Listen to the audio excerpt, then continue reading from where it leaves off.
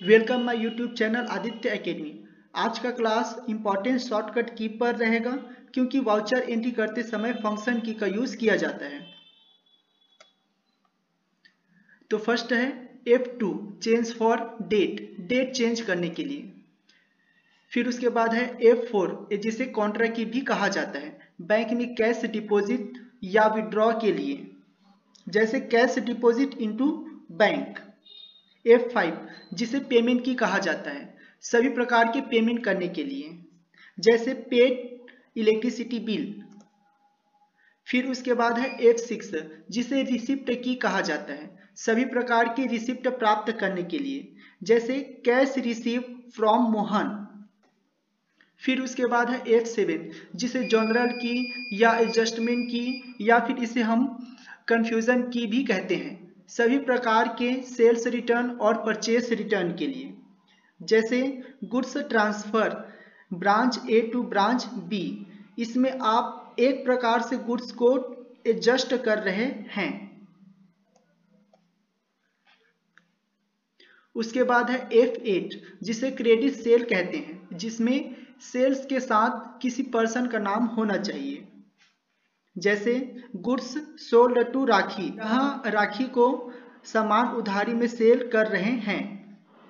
उसके बाद है F9 इसे क्रेडिट परचेस कहते हैं, जिसमें परचेस के साथ किसी पर्सन का नाम होना चाहिए, जैसे गुड्स परचेस फ्रॉम निशा, यहाँ निशा उधारी में सामान खरीद रही है। उसके बाद है F11 use for feature setting. Press F11 करोगे तो कंपनी फीचर आएगा जिसमें अकाउंटिंग से रिलेटेड सेटिंग रहेगा और इन्वेंट्री से रिलेटेड सेटिंग भी रहेगा। इसमें ही स्टेटरी एंड टैक्सेशन सेटिंग भी रहेगा। फिर उसके बाद है F12 use for rules setting, जिसमें कॉन्फ़िगरेशन सेटिंग पेज ओपन होगा, जिसमें printing, general setting, emailing, licensing etcetera रहता है। फिर उसके बाद देखते हैं इंपॉर्टेंट शॉर्टकट कीज।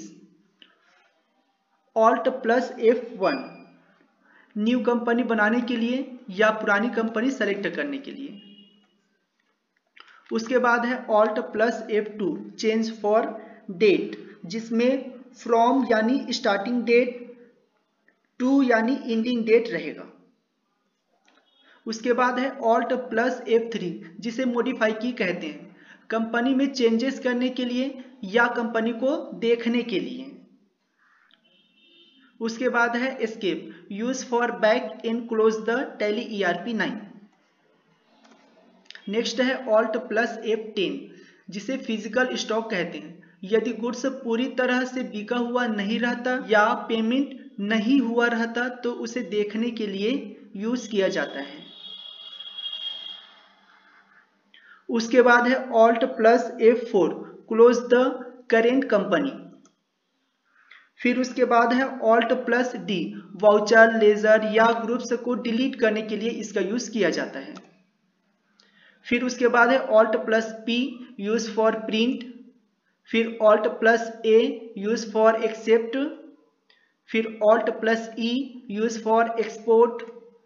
फिर Alt plus C to create secondary ledger. फिर उसके बाद है Alt plus D to autofill. फिर Alt plus A voucher entry. फिर Alt plus F7 use for stock general, जैसे goods transfer from main location to godown mobile assemble. उसके बाद है control plus F4 use for payroll autofill. फिर control plus F5 use for attendance fill. फिर उसके बाद है control plus F9 use for debit note, जैसे बैंक स्टेटमेंट या ट्रांजैक्शन मैचिंग के लिए इसका यूज किया जाता है। उसके बाद लास्ट में है control plus N to calculation. यदि वीडियो अच्छा लगा होगा तो लाइक, कमेंट और सब्सक्राइब करें। Thank you.